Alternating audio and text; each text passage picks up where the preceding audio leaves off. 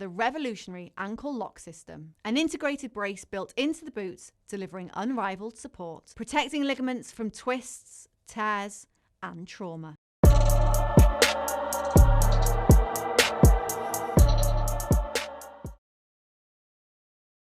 Matt Lenihan for Boxing Social in association with Empire Fight Store and R Kings. Eddie, I feel like it's been a while. How are we, my mate? I'm doing good, mate. Thank you. Been a fun couple of weeks. Obviously, no show, but the Netflix launch and just Hmm. the madness of that, and a new world really of different people, different audience, I think, than normal. Hmm. And been enjoying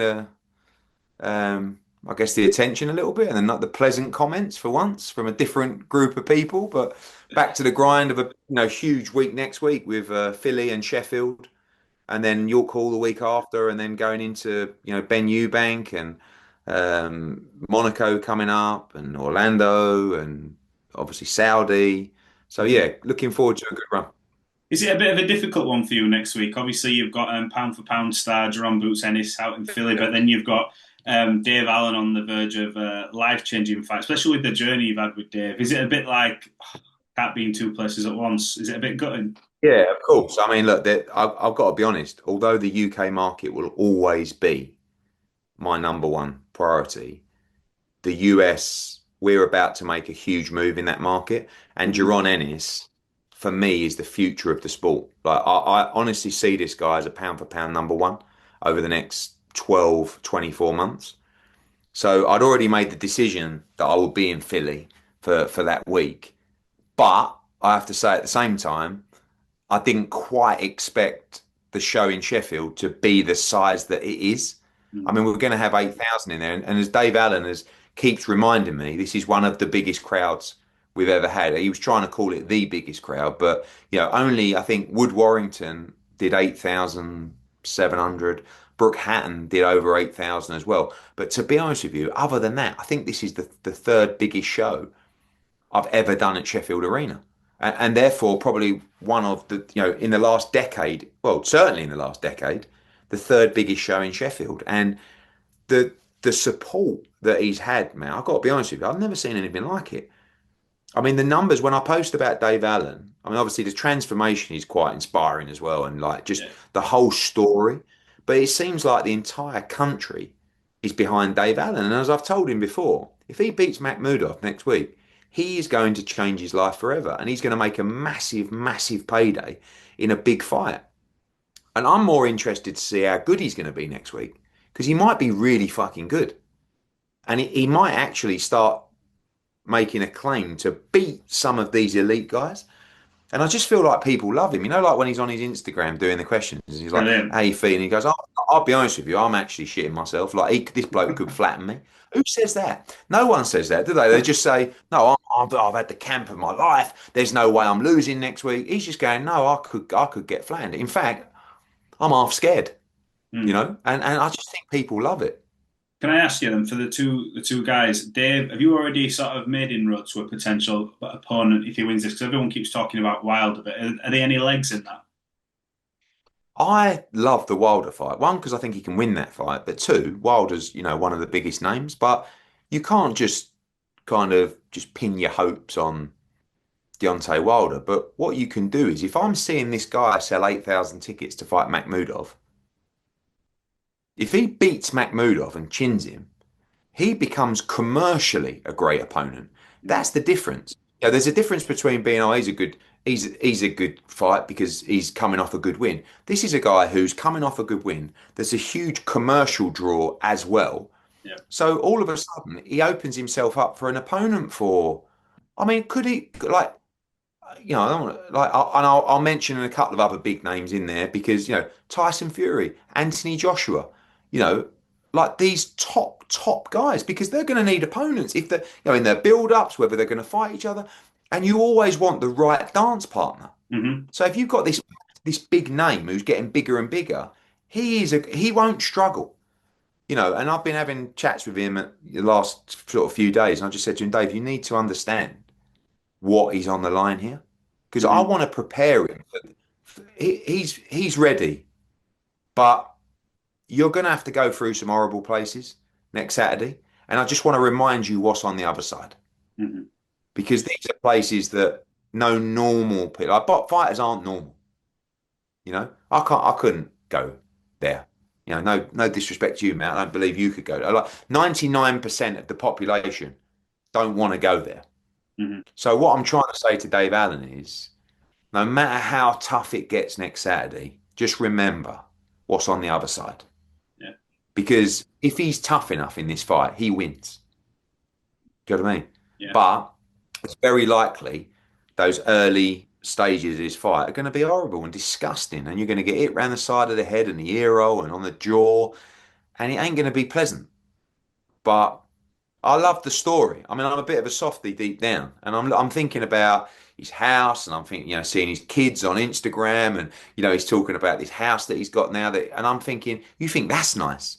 You win this fight, mate. I said to him the other day, I said, I just want you to be in a seven-figure house with big bucking electric gates.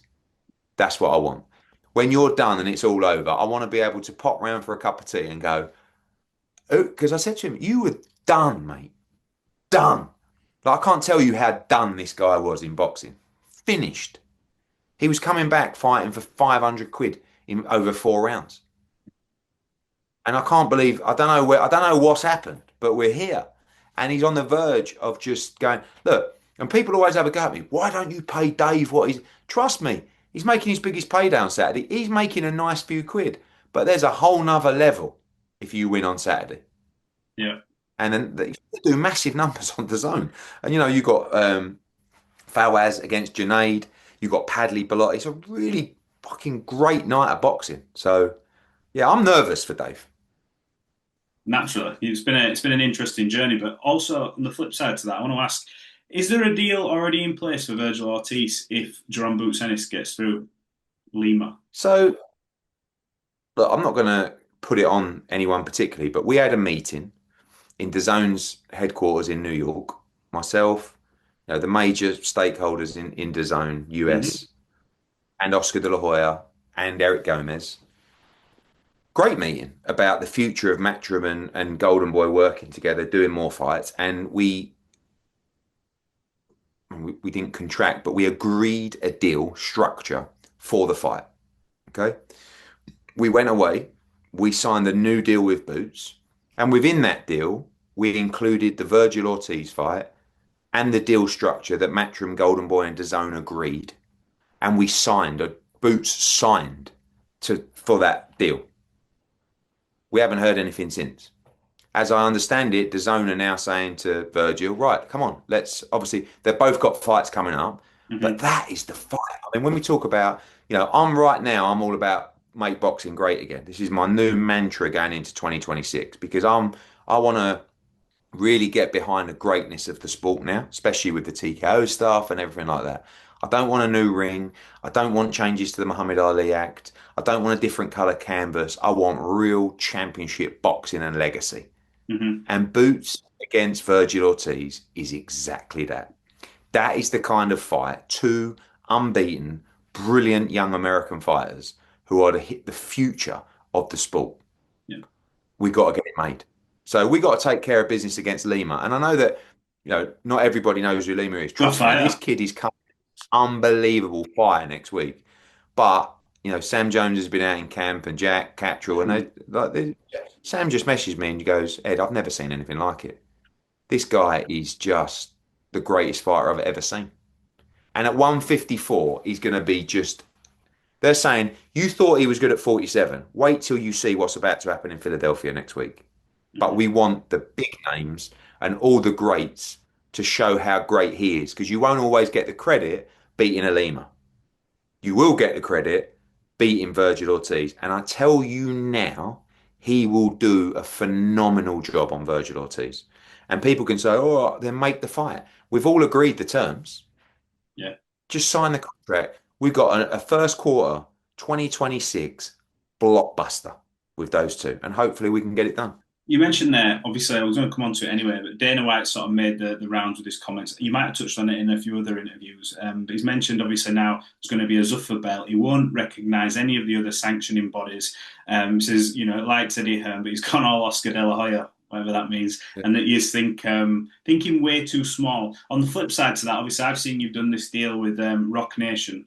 How does sort of your impact in the American market? How's that going to look sort of moving forward? A, with Rock Nation, and B, what do you make of the comments by Dana White? Obviously, he's trying to make a splash, but he's not using any of the traditional routes, and we've heard stuff about ring size and new belt. How does it all marry up? There's a lot to break down there. I mean, number one, I've never been accused of thinking too small before. Well, I mean, exactly the opposite. I've been accused of thinking too big and or perhaps often being deluded. Um, you're never going to hear me say anything negative about Dana White. I think he's a phenomenal operator, good guy. He's always been very good to me. To say I've gone all Oscar de la Hoya, I mean, I've never actually said anything other than if you think you're going to come into boxing and control it, I'm going to take you on and I'm going to beat you. That's it. And you can't knock me for back. That's what I'm like. So whether he doesn't like the criticism or whatever, and you're never going to hear me criticizing his company or being personal or anything like that. I'm just telling you, you ain't going to beat me in boxing. So I think they're going to do well in boxing. But we're two very different minds in terms of boxing. If he thinks that thinking big is changing the Muhammad Ali Act or altering the ring or the look of feel of it, that's all bollocks. Or a Zuffa belt, that's thinking big. That ain't thinking big.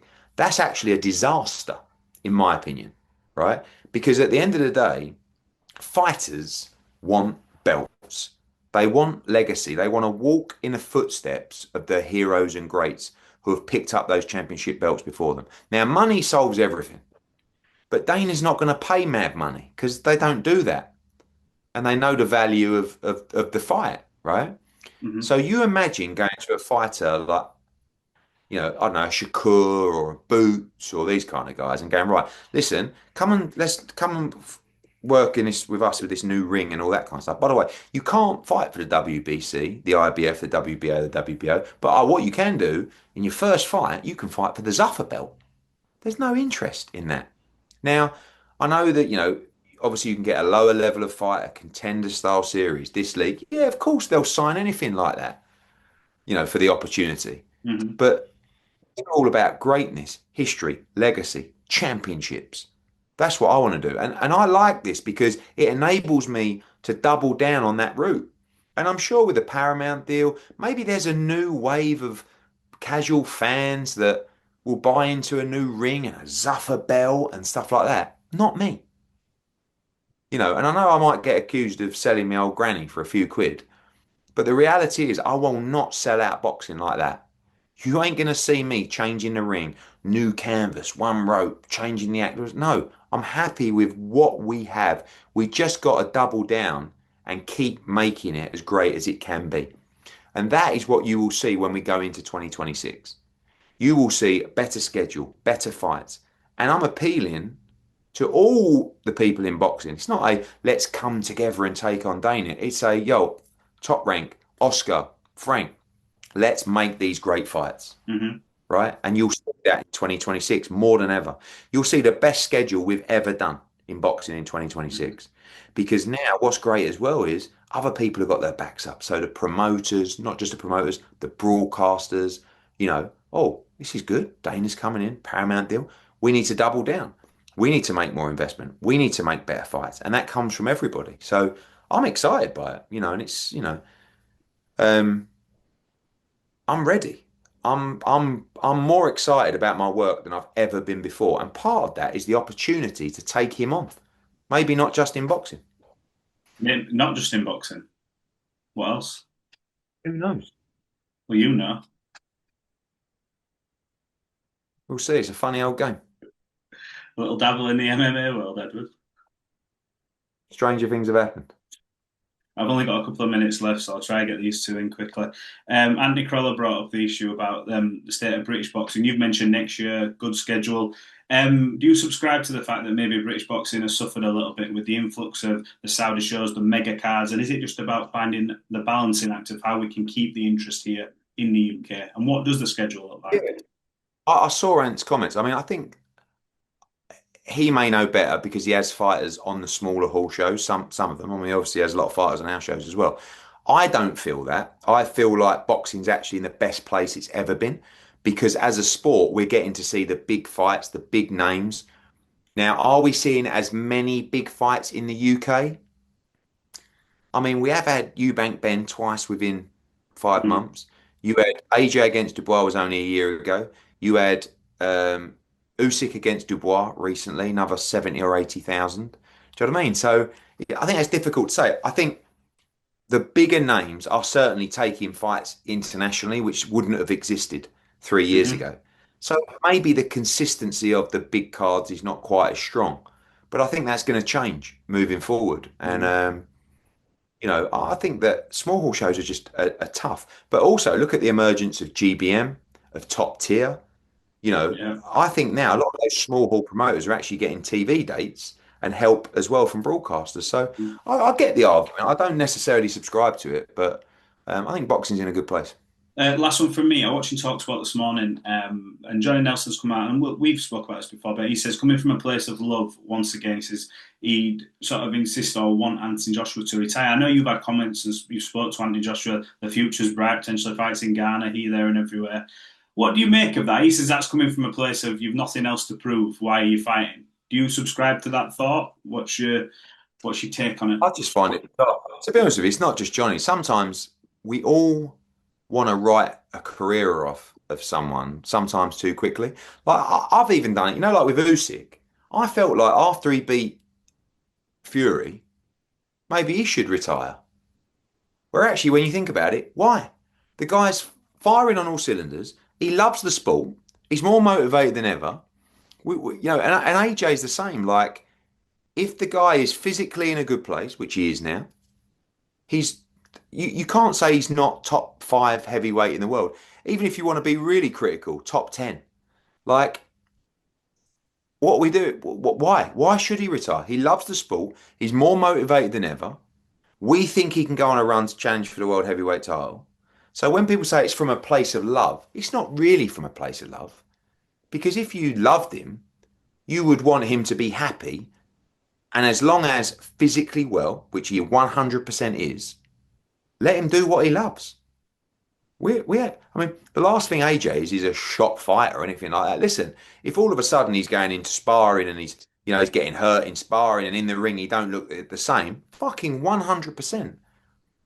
But a place of love is more like saying, I just want him to be happy. And if he's still motivated to box and he's physically 100%, good on him. Follow your heart, son. Let's go again. That's a place of love. Because let's be honest, Johnny Nelson has no fucking idea about Anthony Joshua. He doesn't know, does he? Don't really speak to him that much. Doesn't know him. Never come to watch him train. Never come to watch him spar. Never really had a personal conversation with him. So what are you making your judgment on? Just the Dubois fight? Going into the Dubois fight, he was unbelievable. Sparring was better than ever. He's coming off 2 great wins. He's back. Then gets beat by a very good fighter, gets hit and hurt, which can happen. From a place of love, he needs to stop. Why? So listen, this next run will tell us everything we need to know. But this next run is imminent, and AJ will be back in massive fights very soon. Before the end of the year? I think you'll see him in the ring before the end of the year. There's a very good chance. And that's unexpected. Happy days. Eddie, appreciate your time. Thanks for giving us it, and we'll catch up soon. Cheers. The revolutionary ankle lock system, an integrated brace built into the boots, delivering unrivaled support, protecting ligaments from twists, tears, and trauma.